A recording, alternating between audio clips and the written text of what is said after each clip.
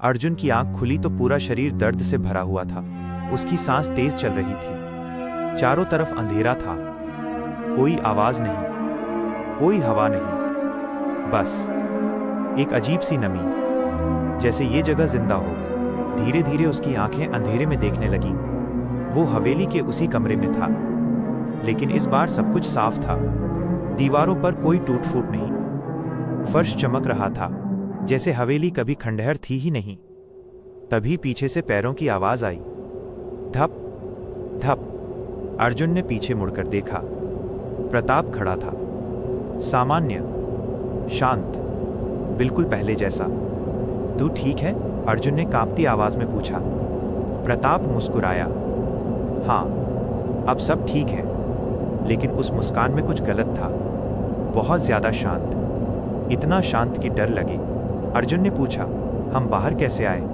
प्रताप ने धीरे से कहा, हम कभी बाहर गए ही नहीं। ये सुनते ही अर्जुन के सीने में कुछ बैठ गया। क्या मतलब? प्रताप ने दीवार की तरफ इशारा किया। वहां एक पुरानी तस्वीर टंगी थी। तस्वीर में एक औरत, सफेद साड़ी, खुले बाल, बिल्कुल वही चेहरा जो अर्जुन ने विजन में देखा था। नीचे लिखा था, चंद्रा देवी अंतिम बलि 1998। अर्जुन का दिमाग सुन्न हो गया। अंतिम? उसने पूछा। तो फिर? प्रताप ने धीरे से कहा, अंतिम कभी अंतिम नहीं होती। अचानक कमरे की दीवारें हिलने लगी। तस्वीर से खून टपकने लगा और उसी पल मंदिर का घंटा बज उठा। धम धम धम। हवेली के अंदर लोगों की आवाजें गूंजने लगी, रोने की, चिल्लाने की। अर्जुन ने देखा, चारों तरफ साए चल रहे थे। हर साया किसी इंसान का था, लेकिन उनके चेहरे गायब थे। प्रताप की आवाज अब बदल रही थी। ये सब अधूरी बलियां हैं। उसकी आंखें धीरे धीरे काली होने लगीं। लेकिन इस बार वो पूरी तरह काबू में था। एक सच है अर्जुन, अगर आखिरी बलि खुद आए तो शाप कुछ समय के लिए सो जाता है। अर्जुन की सांस रुक गई। खुद आए मतलब? प्रताप ने मंदिर की तरफ देखा और कहा, कोई एक? स्वेच्छा से। मूर्ति के सामने दिया अपने आप जल उठा। मूर्ति की आंखों से आंसू बहने लगे, खून जैसे आंसू। अर्जुन के सामने दो रास्ते थे।